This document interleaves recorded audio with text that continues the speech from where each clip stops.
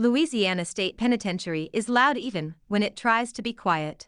The air smells like rust, bleach, and old sweat.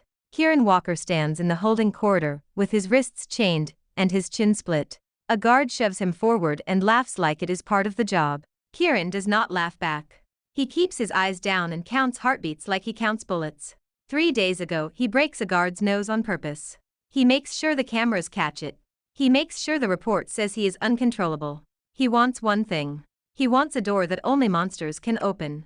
The door opens as a metal gate rattles, and the prison fight cage comes into view. It is not for sport. It is a market. Men on the outside come to buy violence that can fit in a suit. In the bleachers, inmates scream and gamble. At the far end, 3 men in clean jackets do not cheer. They watch the way hunters watch a trap. One of them is tall, gray hair at the temples, eyes like a dead lake. His name is Victor Haynes, and he recruits for the Gray family. Kieran has waited 2 years to see that face. A buzzer blares. A guard unhooks Kieran's chain and points at the cage. Get in. Kieran steps through the gate, and the world narrows to steel mesh and breathing. 3 inmates enter after him, built like freight trains, knuckles scarred, eyes hungry. The first swings fast, trying to end it early. Kieran slips left and lets the fist cut air. He drives an elbow into the man's throat, hard and clean. The man drops like a curtain. The second charges low, arms wide, aiming to crush ribs. Kieran pivots, grabs the back of the neck, and uses the man's momentum. He sends him face first into the fence. Metal rings and blood follows. The third one does not rush. He pulls a shank from his waistband, thin and shining. The crowd roars. Kieran tastes copper in his mouth and smiles without warmth. The shank stabs for his stomach. Kieran traps the wrist, turns it, and the bone gives with a wet snap. The shank clatters to the floor. Kieran slams the man's head into the mesh until the eyes go glassy. He releases him and stands still, chest rising once, twice. Silence spreads, then breaks into a storm. Victor Haynes lifts a hand. The guards open the cage. Victor tosses a key ring through the air, casual as spare change. Enough. The key ring lands at Kieran's feet. Victor tilts his head, studying the cut on Kieran's lip and the calm in his stare. Walk. Kieran bends, picks up the keys, and steps out like he owns the quarter. In his head, he hears a memory he cannot kill. A desert night, rotor blades, a friend laughing in the dark. Then a flash, a blast, and a body that should not be a body anymore. Kieran keeps walking. An hour later, he rides in a black SUV with barred windows. The driver does not speak. Victor sits beside him, hands folded, polite as a priest. You have a name? Victor asks. Kieran. Last name? Walker. Victor nods as if that settles the universe. You killed anyone, Walker? Kieran turns his head slowly. More than you have met. Victor's eyes flicker, pleased and cautious. The SUV crosses into Texas by nightfall. Houston lights blur past the glass like a glittering oil slick. They drive to a mansion that looks like a fortress wearing marble. Iron gates, cameras, guards at every corner. It is wealth built on fear. Inside, the air is cool and scented with cedar and expensive silence. Victor leads Kieran into a living room the size of a small church. A man sits on a leather sofa with a crystal tumbler in his hand. Richard Gray does not rise. He is 52, fit, silver at the sides, a smile that never touches his eyes. He scans Kieran from boots to bruises. I like men who do not flinch, Richard says. Kieran stares back and lets nothing move on his face. Richard leans forward. Victor says you fought 3 men and took a knife like it was a joke. It was a joke, Kieran says. Richard's smile widens. Tell me why you were in prison. I got bored, Kieran says. Richard chuckles and taps his glass. Honesty is expensive, and I pay well. Richard gestures with 2 fingers. Come closer. Kieran steps forward, slow, controlled, eyes sharp. Richard watches him the way a man watches a dog he might kick or feed. Do you understand loyalty, Walker? I understand payment, Kieran says. Richard's gaze narrows. I do not want a philosopher. I am not, Kieran says. Richard sits back, satisfied, as if he hears what he needs. Footsteps sound on the staircase behind them. A woman appears at the top, framed by white railing and shadow. She wears a long ivory dress like a ghost with a halo. Her hair is dark and pinned back, exposing a throat that has learned to stay still. Isabella Gray descends 1 step at a time. A bracelet glints at her wrist, delicate gold, too pretty to be a shackle. Kieran's eyes catch a tiny black seam under the clasp. A tracker. A cage that fits on skin. Isabella reaches the bottom step and stops. Her gaze meets Kieran's. There is no fear in it. There is calculation and something colder, like a blade held under velvet. Richard points at her without looking away from Kieran. This is my wife. Isabella does not speak. Richard points at Kieran. This is your new shadow. Kieran lowers his head by a fraction. Richard's voice hardens. Listen carefully, Walker. She is mine. She breathes because I allow it. You touch her in the wrong way, I will bury you under my driveway. Kieran keeps his gaze down, as if obedience is easy. Understood, Mr. Gray. Isabella's lips curve, barely, like she knows what that means. Kieran feels it in his bones. She is not a bird. She is a knife that has been forced to sing. That night, Kieran is given a room near the security wing. A guard scans his prints. Another guard checks his mouth for hidden tools. Kieran lets them. He is a tool already. He lays on the bed and listens to the mansion's heartbeat. Cameras hum. Locks click. Someone walks the hall every 7 minutes. Richard runs this house like a prison. In the dark, Kieran whispers to no one. One step closer, Liam. Liam Hart was his teammate. Liam Hart died in the desert, and the report says it was an accident. Kieran knows accidents do not come with clean paperwork and burned servers. He closes his eyes and sees Richard Gray's smile again. In the morning, Isabella stands at the window of the sunroom, hands clasped, posture perfect. Kieran waits by the door, silent, the way a bodyguard should. Without turning, she speaks. You are not a convict. Her voice is soft, but it does not tremble. Kieran watches her reflection in the glass. You do not know me, he says. I know the way you breathe, she says. Not one wasted motion. Kieran says nothing. Isabella turns at last. Her eyes are steady, her expression composed, but the skin under her wrist bracelet looks bruised. You are here for him, she says. Kieran answers with the truth wrapped in a lie. I am here for money. Isabella steps closer, close enough that a camera might think it is innocent. Her perfume is faint, clean, almost absent. You picked the wrong house for money, she says. I picked the right house for monsters, Kieran says. Isabella pauses. A small smile touches her mouth, then disappears. Then we understand each other, she says. Kieran's phone buzzes later that afternoon. A single message from an unknown number. The bird can hear you. Kieran deletes it immediately. He does not look at the cameras. He does not move his face. Only his pulse changes. That night, Richard hosts a dinner for 2 senators and a banker. Isabella sits at Richard's side, elegant and silent. Kieran stands behind her chair, eyes sweeping the room. Jason Gray walks in late, all charm and tailored arrogance. He is 28, handsome, restless, a smile that is too practiced. He kisses Isabella's cheek like a nephew kisses a queen. Beautiful as always, Aunt Bella, Jason says. Isabella's hand tightens on her fork. Kieran catches the movement. Jason's eyes flick to Kieran, curious, assessing. New muscle? Jason asks. Richard's voice is smooth. New loyalty. Jason smiles at Kieran. Welcome to the family. Kieran does not smile back. Thanks, he says. Jason's gaze lingers a beat too long. Predators recognize predators. After dinner, Kieran walks the perimeter with the night guard. He counts cameras again. He maps blind spots. He sees the sunroom light flicker once. A signal. He returns to his room and finds a folded paper under his pillow. No handwriting, just a printed line. Meet me in the greenhouse at 2:13 a.m. Kieran does not hesitate. At 2:13, he moves through the hallway like smoke. The greenhouse is glass and darkness and damp earth. Isabella stands among the plants, barefoot, her dress replaced by simple pajamas. She looks younger like this, and more dangerous. You can get me killed, Kieran says. I already am, Isabella says. Her voice is flat, honest. Kieran's jaw tightens. You sent the message. I did, Isabella says. Because you are the first man in this house who looks like he can bleed and keep moving. Kieran watches her, measuring. What do you want? Isabella holds up her wrist. This is not jewelry. I know, Kieran says. She reaches behind a potted fern and pulls out a tiny toolkit wrapped in cloth. I stole this from the security room, she says. I need it opened, and I need it opened without alarms.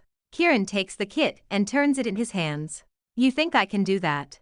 I know you can, Isabella says. Kieran's voice lowers. And what do I get? Isabella steps closer, and the greenhouse air feels colder. You get access, she says. You get my husband's habits. You get his schedule. And you get the truth you came for. Kieran's eyes sharpen. You know why I came. Isabella nods once. I know about Liam Hart, she says. Kieran's muscles go tight like loaded springs. Say his name again, he says. Isabella does not flinch. I can help you find who ordered it, she says. Kieran holds her gaze. Why would you help me? Isabella's smile is small and cruel. Because he killed my father, she says. And because he thinks I am a canary. She taps the tracker bracelet. I am not. Kieran looks at the bracelet, then back at her. He should walk away. He should keep the mission clean. Instead, he hears Liam's laugh again, and he sees Isabella's bruised skin. He nods once. Tomorrow, he says. At the gala, Isabella says. Jason will try something. Kieran's mouth twitches. Good. The next evening, they drive to a charity gala in downtown Houston. The ballroom is gold and glass, full of donors and cameras. Richard plays the generous tycoon. Isabella plays the perfect wife. Kieran plays the hired monster. Jason sticks close, smiling at politicians, whispering jokes. His eyes keep sliding to Kieran. A waiter bumps Isabella on purpose. Her clutch drops. The bracelet catches on fabric and the clasp opens. Isabella's wrist is bare for half a second. Kieran's hand moves like a reflex.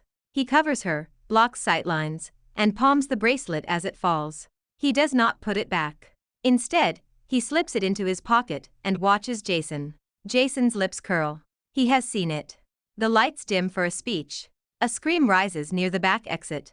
Two masked men shove through the crowd and grab Isabella. The room erupts. Richard shouts, face full of staged outrage. Isabella. Kieran moves. He hits the first kidnapper in the throat with the edge of his hand. The man collapses. Kieran twists the second's arm, disarms him, and slams him into a marble pillar. The mask slips. It is one of Richard's own security men. Jason claps slowly, smiling like it is theater. Impressive, Jason says. Kieran leans close enough that only Jason can hear. Tell your uncle his toys break easily, Kieran says. Jason's smile tightens. Backstage, in a service quarter, Isabella faces Kieran. Her hair is slightly messy, but her eyes are steady. You did not put it back, she says. Kieran takes the bracelet from his pocket. You want it gone, he says. You want the leash off, Isabella says. Kieran studies the clasp. There will be a signal loss, he says. There will be questions. Isabella opens her clutch and pulls out a small black USB drive. There will be answers, she says. She presses the drive into his palm. This is Richard's laundering pipeline, she says. Offshore accounts, shell companies, names.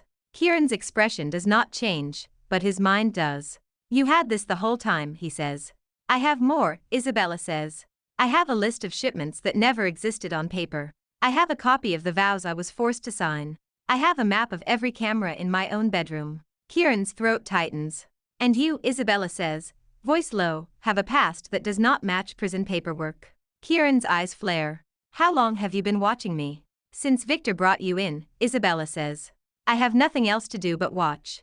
Kieran's fingers close around the USB drive. What is your offer, he asks. Isabella's lips curve, and the canary in her eyes dies. You help me tear him down, she says. I help you find who killed Liam. Kieran exhales slowly. Fine, he says. Isabella reaches for her bracelet, now open and harmless in Kieran's hands. She does not take it. Instead, she closes her fingers around Kieran's wrist, just for a second. A pact. Then she releases him and steps back into her role. That night, Kieran replaces the tracker with a decoy he builds from spare parts. The signal stays alive. The leash looks intact. Only Isabella knows she is no longer held. The morning after the gala, Richard calls Isabella into the music room. Kieran stands outside the door, hearing muffled voices through thick wood. Richard's tone is sweet the way poison is sweet. You embarrassed me, Richard says.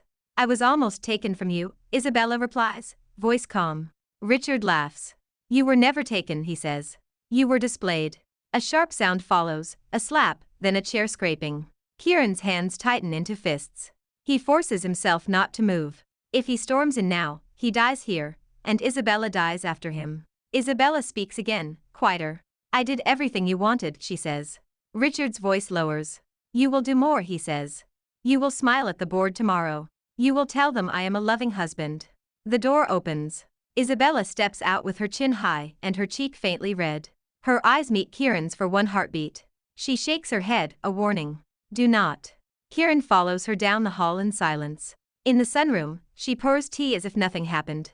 Kieran watches her hand tremble once, then steady. I can make him pay for that, Kieran says.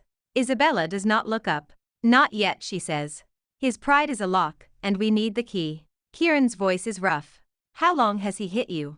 Isabella sets the cup down carefully. Only when he thinks no one will believe me, she says. He learned early that bruises are useless if he owns the story. Kieran's jaw clenches. Then we change the story, he says. Isabella's mouth curves. That is why you are here, she says. Later, Richard holds a private meeting with his senior security staff. Kieran is ordered to stand behind Richard's chair. Victor Haynes is there, silent and watchful. Jason lounges near the bar, smiling at nothing. Richard speaks about loyalty and threats and the importance of obedience. Then he turns his head slightly and speaks to Kieran without looking. Protect my wife, Richard says. From everyone. Kieran answers in the only language Richard respects. Yes, sir, he says. Richard's smile returns. After the meeting, Victor stops Kieran in the hallway. Victor's voice is low. You are talented, Victor says. Do not get arrogant. Kieran's eyes stay blank. I am paid to be useful, he says. Victor studies him. You are paid to be owned, Victor says. Kieran holds Victor's gaze until Victor looks away. That night, Isabella slips a folded note into Kieran's coat pocket when a maid passes. Kieran reads it later under the bathroom light.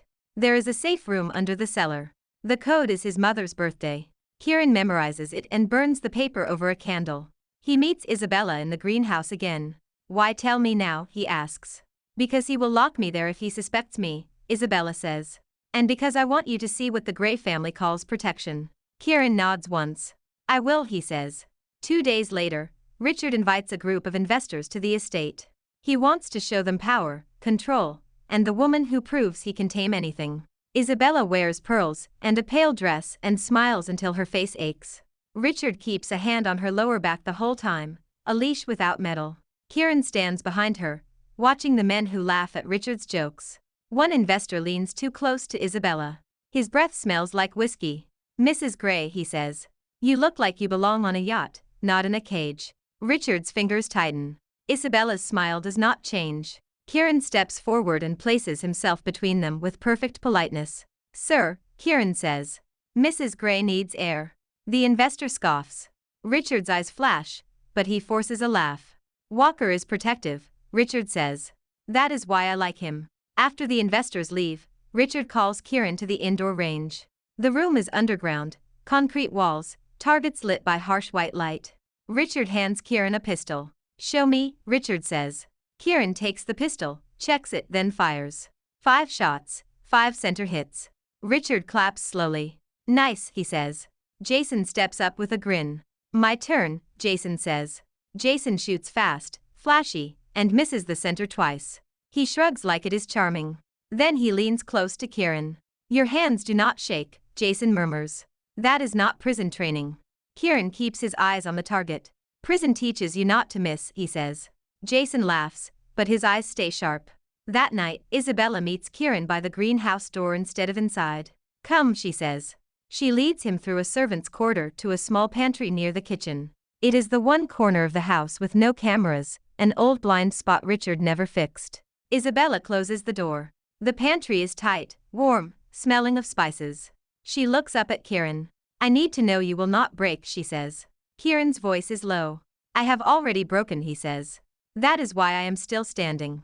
Isabella's gaze searches his face like she is reading a code. What does Nightingale mean, she asks. Kieran blinks once. You know that too, he says. I know your file is fake, Isabella says. But I do not know your heart. Kieran hesitates, then answers. It was Liam's joke, he says. He said I was quiet until it mattered, and then I sang. His throat tightens around the memory. He died before he heard the last note. Isabella's eyes soften. She reaches out and touches the scar on Kieran's knuckles. For a moment, there is no plan, no alliance, only 2 people in a small dark space. Isabella whispers. I am tired of being alone, she says. Kieran's breath catches. He does not kiss her. He does not take what Richard forbids. Instead, he lifts her hand and presses his lips to her fingers, gentle and brief. Isabella closes her eyes. When she opens them, the steel is back, but it is paired with something warmer. Christmas Eve, she says. We end this. Kieran nods. Christmas Eve, he agrees. In the following days, they become fluent in silence. A glance means danger. A touch to her necklace means cameras. A sip of water means Jason is nearby. Richard grows more paranoid with every hour. He likes control, and control feels like sand slipping away. Jason begins to circle Kieran like a shark. He invites him to the shooting range. He offers him a drink. He asks about his scars. Kieran gives nothing. One afternoon, Jason stops Kieran in the garage. A row of luxury cars gleams under bright lights. Jason leans on a hood and smiles. "Tell me something, Walker," he says. "What did you do before prison?" Kieran stares at him. "Survive," he says. Jason laughs. "I like you," Jason says. "That is why I do not trust you." Kieran's voice is calm. "You should not trust anyone," he says. Jason's smile fades. "Good answer," he says. That night, Kieran receives another message from the unknown number. Port, Warehouse 17, midnight. Kieran shows it to Isabella in the greenhouse. She reads it and her jaw tightens. "It is a trap," she says. Kieran nods. "It is Jason," he says. Isabella's eyes harden. "Then we spring it," she says. Kieran shakes his head. "You stay here," he says. Isabella steps closer, anger flashing for the first time. "Do not order me," she says.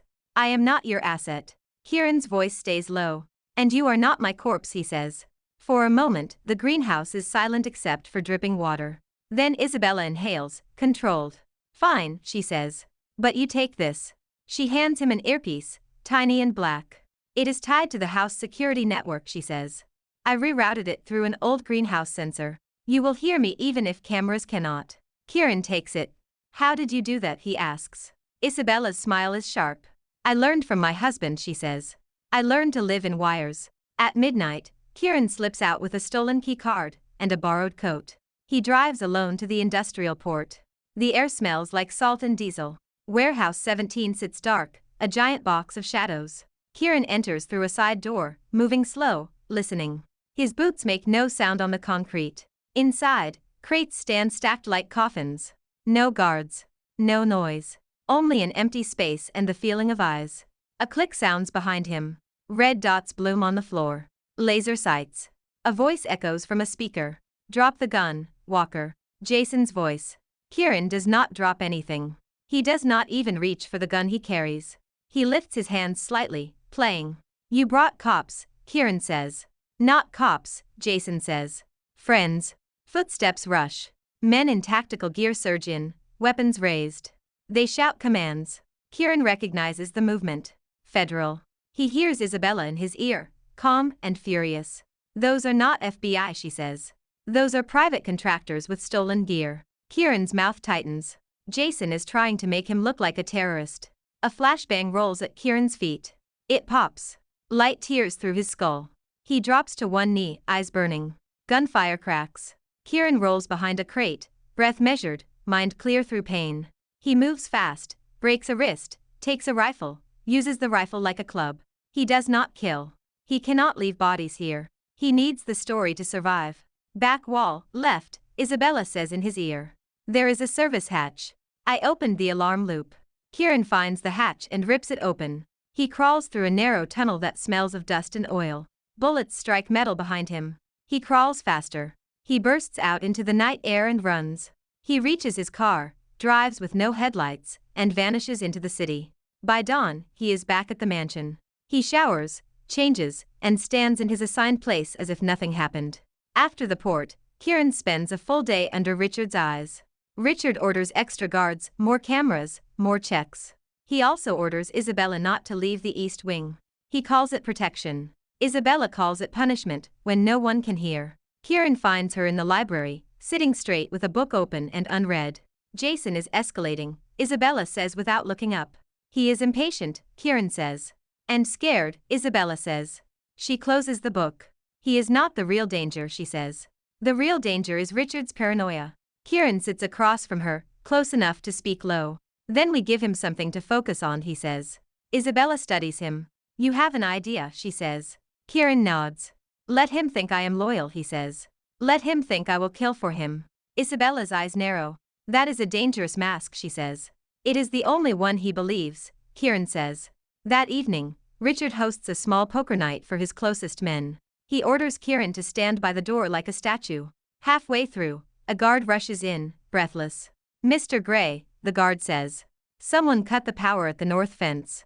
Richard's gaze snaps to Kieran. Kieran steps forward, voice calm. I will handle it, he says. Richard watches him like he is weighing a blade. Take Victor, Richard says. Kieran nods. Outside, Kieran and Victor walk the perimeter under cold floodlights. The fence hums with electricity again, but the cut wire is fresh. Victor crouches and touches it. This is amateur, Victor says. It is bait, Kieran says. Victor looks up, eyes sharp. You speak like someone who has done this, Victor says. Kieran shrugs. I have survived worse, he says. Victor stands. You are not stupid, Victor says. Which means you are either loyal or lying. Kieran meets Victor's gaze. Loyalty is a transaction, he says. Victor smiles without humor. Then do not forget who pays, he says. When they return, Richard is pleased. He pats Kieran's shoulder like a man praising a dog. Good, Richard says. Stay close. Kieran plays the role. He watches Isabella across the room, and she understands what he is doing. She hates it. She respects it. Later, in the safe blind spot pantry, Isabella speaks through clenched teeth. I hate seeing you bow to him, she says. Kieran's voice is quiet. I am not bowing, he says. I am getting close enough to cut. Isabella breathes, then nods. Show me the cut, she says. Kieran pulls out a small drive and places it in her palm. We have the recordings, he says. We need his face on camera when it plays. Isabella's eyes flash. Then we make him think he is winning, she says. Exactly, Kieran says. Richard calls him into the study before breakfast. The room is dark wood and locked drawers. Richard sits behind his desk, eyes cold. You left the property, Richard says. Kieran keeps his face blank. I did not, he says. Richard slides a photo across the desk. It is grainy, taken from a street camera. A man in a coat that looks like Kieran's walks near the port. Richard's voice turns soft. Do not insult me, he says. Kieran meets his gaze. Someone wants you to think it was me, he says. Richard watches him, measuring lies. The door opens. Isabella enters carrying a tray with coffee. Her hands are steady. Her face is calm. She sets the tray down and looks at Richard with practiced warmth. Darling, she says. Kieran was with me all night. Richard's eyes flick to her. Isabella smiles. I could not sleep, she says. I asked him to stay outside my door. It calmed me. Richard's jaw tightens. He hates that she can speak. He hates that she can create a story. He forces a smile. Of course, Richard says.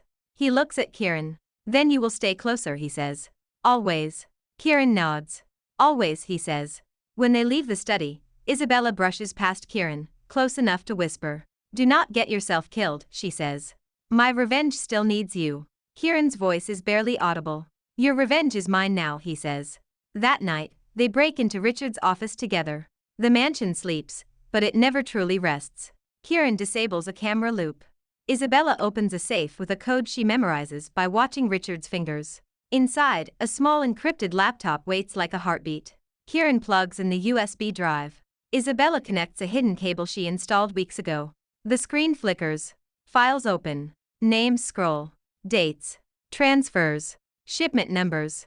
Then audio files. Kieran clicks one. Richard's voice fills the room, casual and cruel. Make it look like friendly fire, Richard says. Jason's voice answers, younger, eager. Done. A third voice speaks, distant and tired. That is a Delta operator, sir. Richard laughs. All the more reason. Kieran's hands go still. His lungs forget to move. Isabella touches his arm, light but real. Kieran plays the next file. Richard's voice again.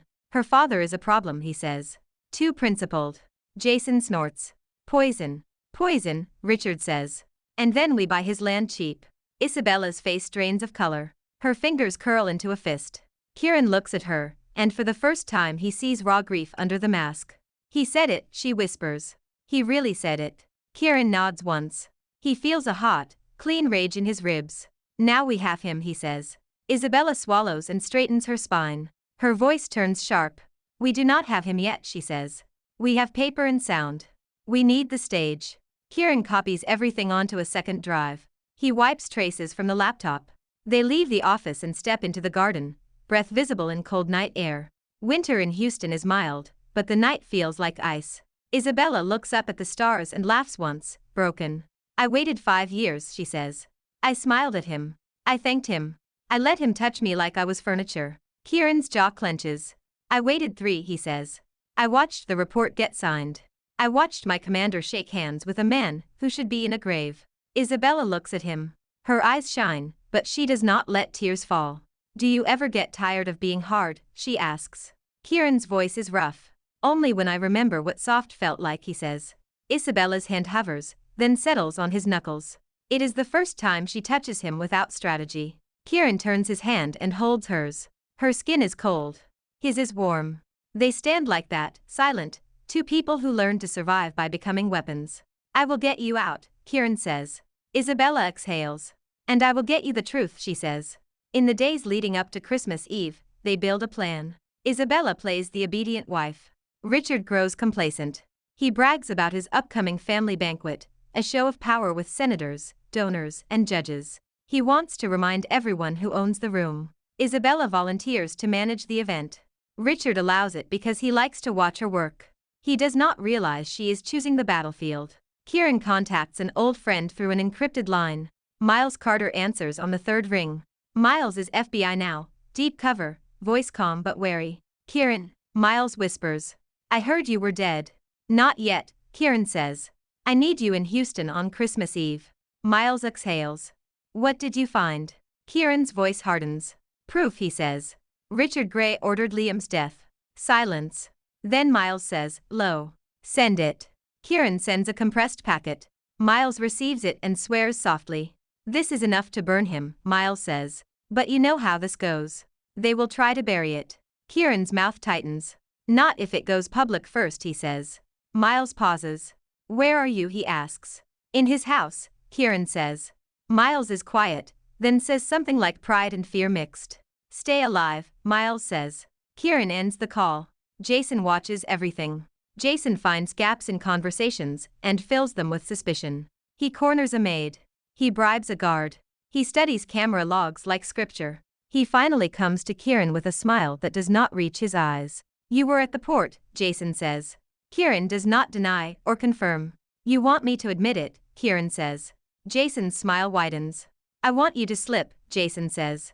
Kieran steps closer, voice calm. Then push harder, he says. Jason's eyes flash. Gladly, he says. On the afternoon of the banquet, snow falls in Houston, rare and theatrical. The mansion turns into a winter postcard with teeth. Inside, staff rush, flowers arrive, silverware gleams.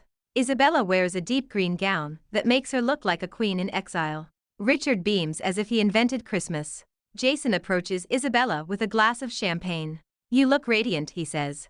Isabella smiles politely. Do not flatter me, Jason, she says. Jason's eyes slide to Kieran behind her. He lowers his voice. Your new shadow is interesting, he says. Isabella's smile holds. He is loyal, she says. Jason laughs. To whom, he asks. Isabella's eyes remain calm. To survival, she says. Jason's laughter stops. He walks away, and Kieran follows at a distance. In the garage, Jason opens a side door and slips into a private security room. Kieran follows, silent. The room smells like electronics and gun oil. Jason is on a phone, voice tense. It is tonight, Jason says. I want him gone before the speeches. Kieran closes the door behind him. Jason turns, startled for a second, then smiles. Ah, Jason says. Perfect. Jason pulls a pistol. Kieran moves first. He crosses the space and slams Jason's wrist into a steel shelf. The gun clatters. Jason swings a fist. Kieran catches it and drives a knee into Jason's stomach. Jason grunts, spits, and comes back with wild strength. He is not trained like Kieran, but he is desperate. They crash into a table.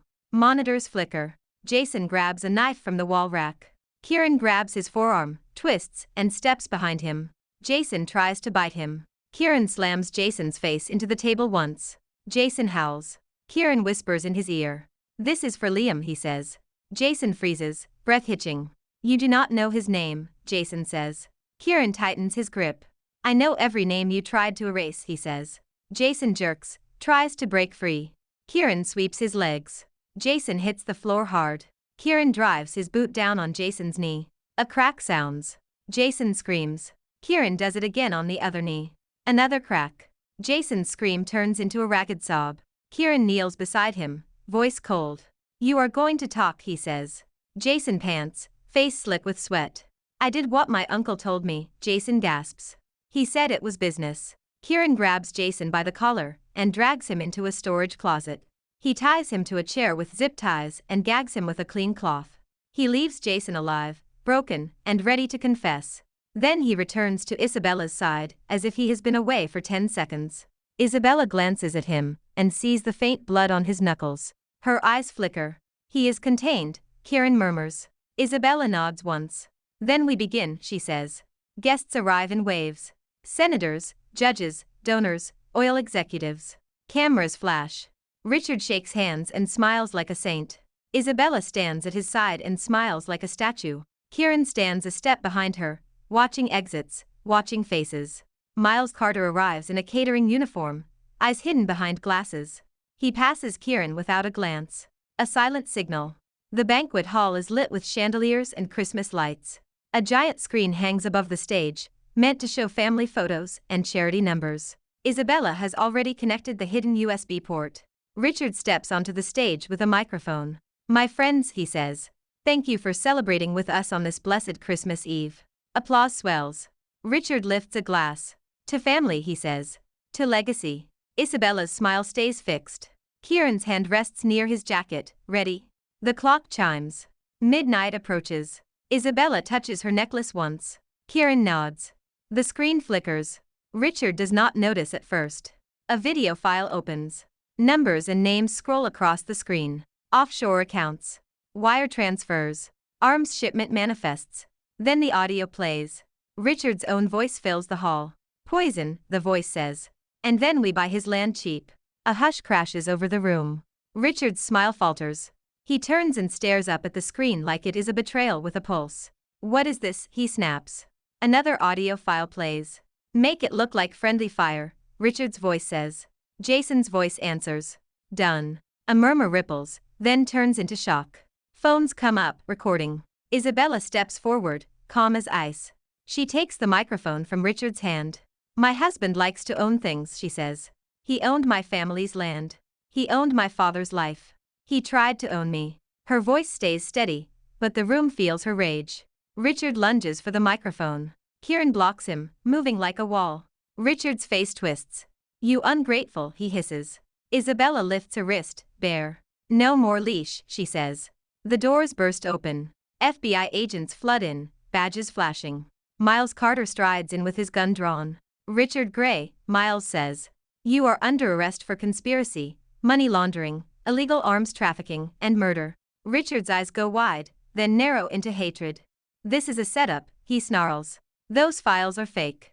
Miles holds up a warrant. Tell it to the judge, he says. Richard shouts at his guards. Do something. The guards do not move. Kieran has already disarmed them during the chaos, one by one, silent and fast. Richard turns to Kieran, eyes burning. You, he spits. I saved you from prison. Kieran's voice is low. You bought a mask, he says. You did not save anything. Isabella's gaze locks on Richard. You killed my father, she says. Richard laughs, desperate and ugly. He was weak, Richard says. He should have sold. Isabella's smile is cold. And you should have confessed, she says. Kieran gestures toward the side door. Miles nods. Two agents drag Jason in on a chair, his legs useless, his face bruised. Jason's gag is removed. He coughs and sobs. It was my uncle, Jason blurts. He ordered it. He ordered all of it. He told me to kill the soldier in the desert. It was Liam Hart. The hall explodes into voices. Richard's face drains. He tries to rush Jason, but agents grab him. Richard struggles, snarling like an animal. I will destroy you, Richard screams at Isabella. Isabella steps close, voice soft. You cannot, she says. You are finished. Richard is cuffed. He is dragged away as cameras capture every second. Outside, snow falls harder, bright under floodlights. Guests spill out in chaos. News vans arrive like hungry birds. In the quiet after, Isabella stands on the balcony alone. Her shoulders shake once, then settle. Kieran approaches and stops a respectful distance away. The mansion behind them feels hollow now, like a shell after the creature leaves. Isabella looks at the fire pit where logs burn low. She lifts her bare wrist and watches the skin like it belongs to someone else. Then she takes a breath and throws the decoy bracelet into the flames. It melts and blackens, a small death. Kieran watches, then reaches into his pocket. He pulls out a ring he made from a spent casing, smoothed and polished. It is simple, honest. He drops to one knee. Isabella's eyes widen, surprise breaking her control. Kieran, she whispers. He lifts the ring. We started as weapons, he says. We do not have to end that way. He swallows, voice rough. I do not know how to be gentle, but I know how to stay. He holds her gaze. Isabella, will you leave this cage with me and build something that belongs to us? Isabella's lips tremble. For the first time, she lets tears fall. Yes, she says. Yes, I will. Kieran stands and slides the ring onto her finger. He pulls her into his arms, careful, as if she is something fragile and fierce. She presses her forward to his chest and breathes. In the distance, church bells ring. Not for Richard Gray's legacy. For a night that ends with freedom. Kieran looks out over the snowy city and feels a weight shift inside him. Liam's ghost is still there, but it is quieter. Isabella's hand tightens around his. Tomorrow, she says softly. Kieran nods. Tomorrow, he says. Behind them, sirens fade into the night, and the mansion finally learns what silence really is. Thanks for watching. Follow for more romance stories.